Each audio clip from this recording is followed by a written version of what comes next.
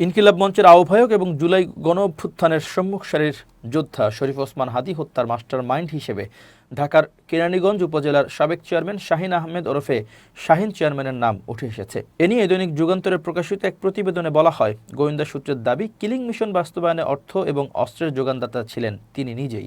এছাড়া চাঞ্চল্যকর এই হত্যাকাণ্ডে শাহিন চেয়ারম্যানের সহযোগী হিসেবে আরও কয়েকজনের যোগসূত্রতা জানতে পেরেছেন তদন্ত সংশ্লিষ্টরা, যাদের কয়েকজন নিষিদ্ধ ঘোষিত ছাত্রলীগ নেতা। যুগান্তরকে এমন তথ্য নিশ্চিত করেছে গোয়েন্দা সংস্থার দায়িত্বশীল একটি সূত্র জানায়, শাহিন চেয়ারম্যান ছাড়াও হত্যাকাণ্ডের সঙ্গে জড়িত সন্দেহে গোপালগঞ্জ জেলা ছাত্রলীগের সাবেক সভাপতি আব্দুল হামিদকে হন্য হয়ে খুঁজছে পুলিশ। প্রাপ্ত তথ্য অনুযায়ী হাদির উপর হামলার পর ঘাতকদের ঢাকা থেকে সীমান্ত পর্যন্ত পালিয়ে যেতে সহায়তা করেন এই হামিদ। জুলাই বিপ্লবে শরীফ ওসমান হাদির ভূমিকা এবং গত বছর ৫ আগস্টের পর থেকে তার বিভিন্ন বক্তব্য সামগ্রিক কর্মকাণ্ডে ফ্যাসিস্ট আওয়ামী লীগ চরম ক্ষুব্ধ ছিল। দলটি হাদিকে আওয়ামী লীগ এবং তাদের দোসরদের জন্য বড় বিপদ হিসেবে চিহ্নিত করে। এরপর হিট লিস্টের প্রথম টার্গেট হিসেবে হাদিকে হত্যার ছক কষা হয়। জানা যায়, শাহিন আহমেদ দীর্ঘদিন ঢাকার দক্ষিণ কেরানীগঞ্জ থানা আওয়ামী লীগের সভাপতি ছিলেন, তবে তিনি মাফিয়া ডন হিসেবেই বেশি পরিচিত। শেখ হাসিনা আমলে তিনি ছিলেন সাবেক বিদ্যুৎ ও জ্বালানি প্রতিমন্ত্রী নসরুল হামিদ বিপুর ডান হাত। চিহ্নিত সন্ত্রাসী এবং অস্ত্রধারী হিসেবে তার নাম পুলিশের খাতায় অনেক আগে থেকে তালিকাভুক্ত ছিল। বহুবিধ সন্ত্রাসী কর্মকাণ্ডে যুক্ত থাকলেও তিনি ছিলেন ধরাছোঁয়ার বাইরে, বরং প্রশাসন তাকে সমীহ করে চলত।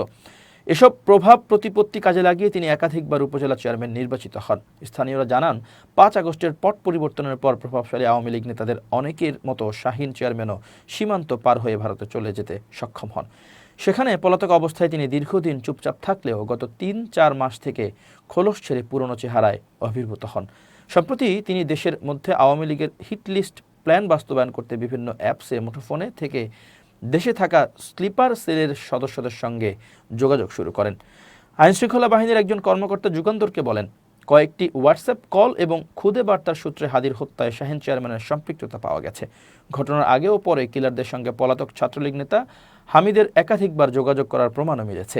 এছাড়া ভারতের পলাতক থাকা আরও কয়েকটি গ্রুপ অ্যাপস ব্যবহার করে ঢাকায় জড়ো স্লিপার সেলের সদস্যদের কাজ সমন্বয় করছে, যাদের অনেকে এখন আইনশৃঙ্খলা বাহিনীর নজরদারির মধ্যে চলে এসেছে। সূত্র বলছে, হাদি হত্যা মামলার তদন্তে সন্দেহভাজনের তালিকায় কয়েকজন রাজনীতিকের নামও উঠে এসেছে। এ বিষয়ে আরও তথ্য উদ্ধারের চেষ্টা চলছে। এজন্য গ্রেপ্তারকৃত আসামিদের তদন্ত সংশ্লিষ্ট কর্মকর্তা এবং গোয়েন্দা সংস্থার টিম সহ যৌথভাবে জিজ্ঞাসাবাদ করা হচ্ছে। এছাড়া পলাতক শাহিন চেয়ারম্যানের ঘনিষ্ঠ হিসেবে পরিচিত কেরানীগঞ্জ জেলার 2জন ছাত্রলীগ নেতাকেও গ্রেপ্তারের চেষ্টা চলছে। শরীফ ওসমান হাদি হত্যা মামলার তদন্ত প্রসঙ্গে জানতে চাইলে ঢাকা মহানগর পুলিশের অতিরিক্ত কমিশনার শফিকুল ইসলাম শুক্রবার রাতে যুগান্তরকে বলেন, আমরা সব দিক মাথায় রেখে তদন্ত করছি, সর্বোচ্চ গুরুত্ব দিয়ে মামলাটির তদন্ত করা হচ্ছে। আশা করি খুব শীঘ্রই এই ঘটনার মাস্টার মাইন্ড সহ পরিকল্পনাকারীদের সবার নামই জানা সম্ভব হবে।